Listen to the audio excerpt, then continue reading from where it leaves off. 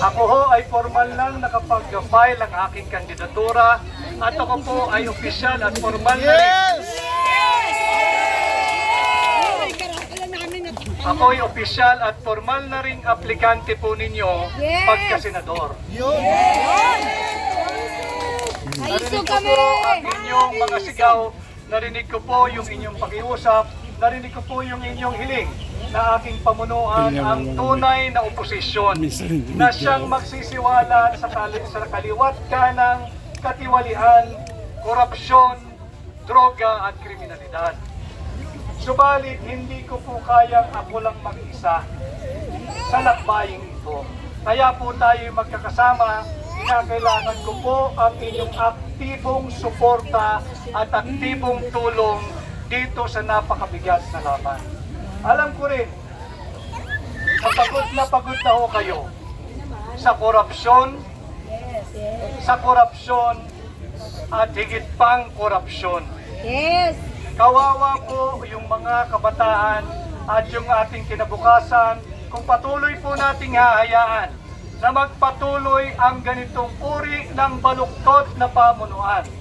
Kaya po, inaanyayaan ko kayo, magsama-sama po tayo, halina't tumungo tayo doon sa good governance at ipagpatuloy natin yung war on corruption.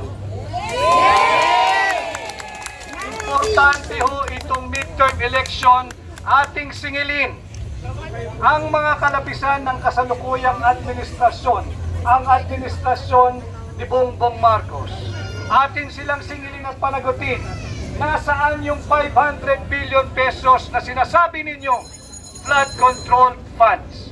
Nasaan yung ipinagmamalaki ninyong 5,500 flood control programs? Bakit sa tuwing umuulan, bumabaha? Dumating ang bagyong Karina, sinigundahan ni bagyong Enteng, ano po ang nangyari?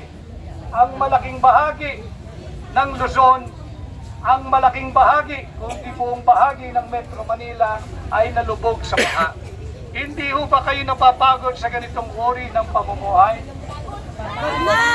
Hindi ka pa tapos maglinis ng putik at tubig ulan na pumasok sa iyong bahay, meron na namang putik at tubig ulan ulit na dala ng ulan, dala ng bagyo, dala ng habagat. Subalit ito po ang katotohanan, hindi po kasi nila ipinatupad yung totoong flood control programs at hindi po nila kinustos para sa benepisyo ng mamamayang Pilipino ang flood control funds. At kung sakasakali po maging matagumpay tayo sa labang ito, sisikapin ko po, unang-una, dalhin natin ang war on corruption sa Senado at sisikapin ko pong maipapasura ang resolution number 10 kung saan nagpapahintulot ng liquidation by certification o kung saan po yung pera ng bawat senador ay basta na lamang po nilang pipirmahan at wala nang tanungan pa kung saan napunta at kung paano ginastos. Ito po ay pera ninyo. Ito po ay pera ng Pilipino, kaya wag po natin silang hayaang magpatuloy sa kanilang baluktot na pamunuan. Yun lamang po, maraming salamat at samahan po ninyo ako. As I have said inside the COMELEC tent, let us not give up on our nation. Let us not give up on our country. Let us not give up on the Filipino people. Let us not give up on our fight and our war on corruption. Maraming salamat, mabuhay ang Pilipino at mabuhay ang Pilipinas.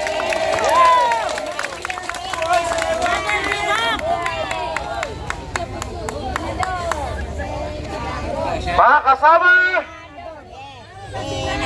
nadinig po.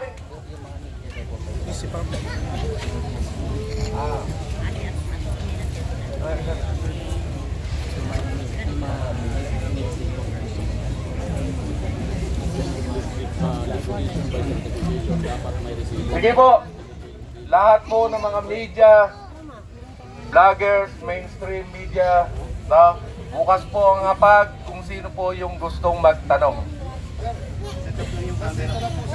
Sinatap ng camera.